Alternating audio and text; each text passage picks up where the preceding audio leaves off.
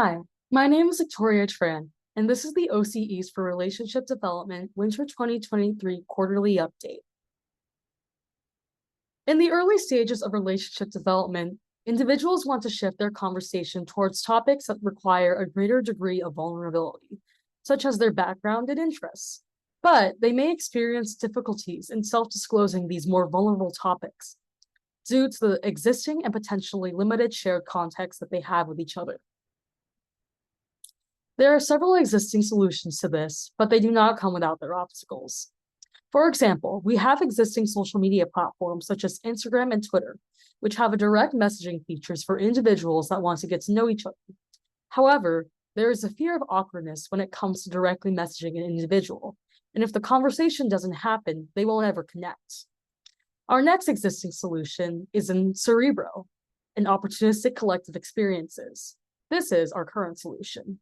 OCEs are everyday moments with shared physical context, and Cerebro is a web and mobile photo sharing app that we've developed to implement OCEs. Users are partnered with each other in Cerebro and send captions of photos of everyday moments.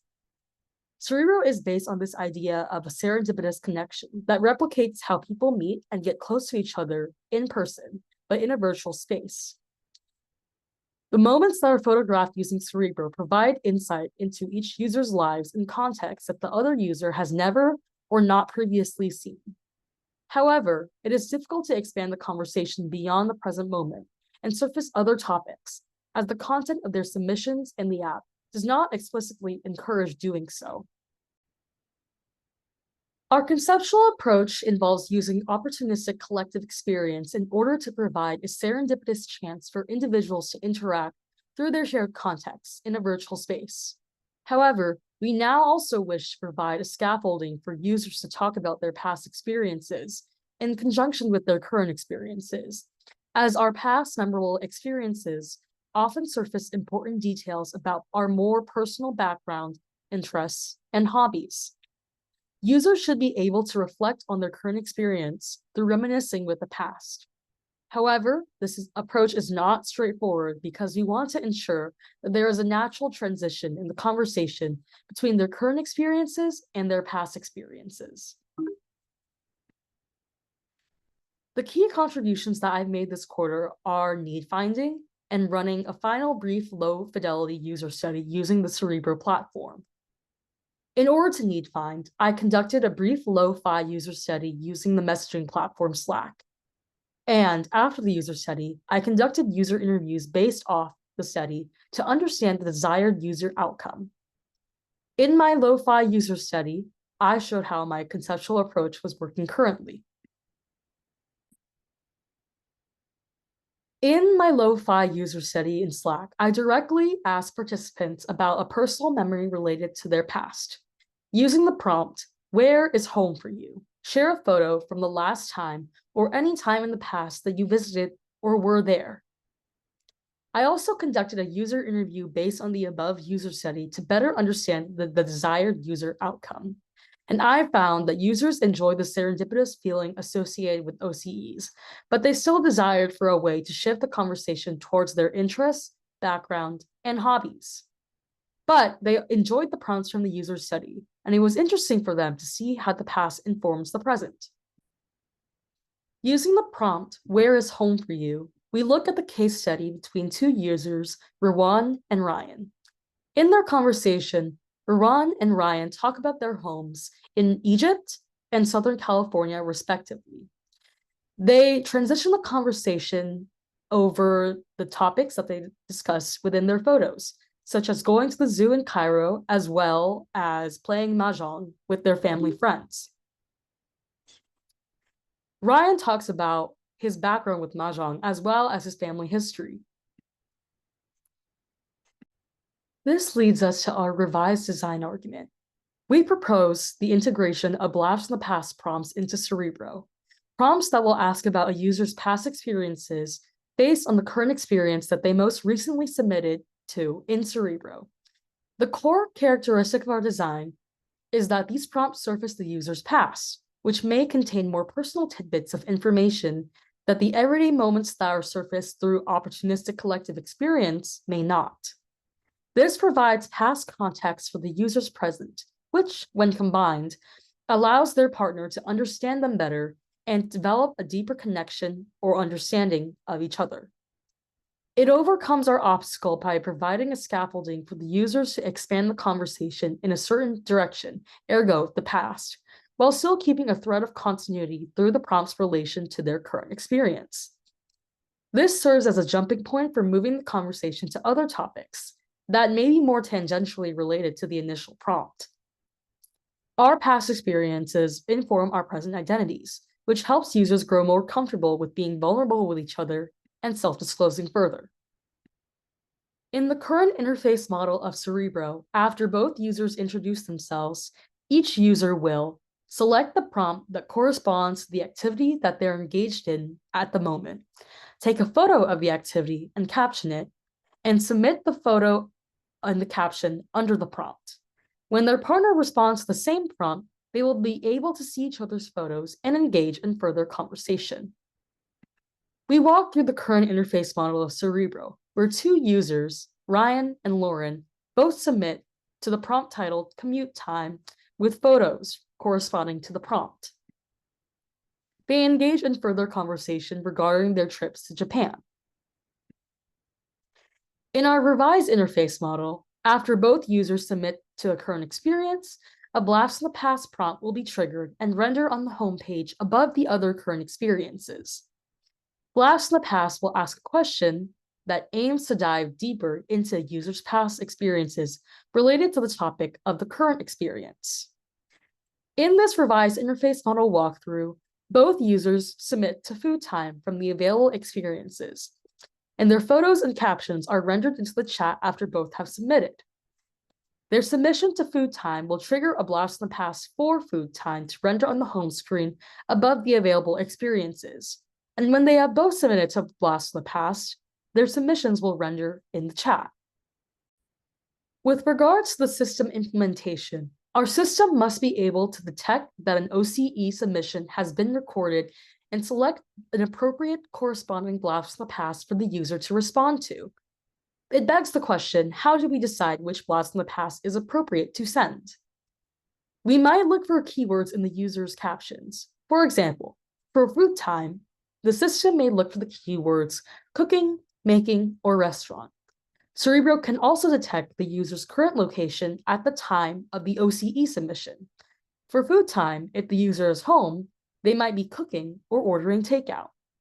If both users are at a restaurant in their current experience, it would not be appropriate to send a blast from the past related to cooking, whereas it would make more sense if at least one of the users was cooking. In order to evaluate how blasts from the past prompts were working, we conducted a low-fidelity user test using Cerebro. We wanted to test whether blasts from the past led to continued self-disclosure, both regarding the initial experience they submitted under, as well as more tangentially related topics. In order to test this, we used a pair of participants from previous Cerebro user study and acted as the system. Outside of Cerebro, we sent both participants a blast from the past based on their OCE submissions from the previous user study, which they had responded to in Cerebro.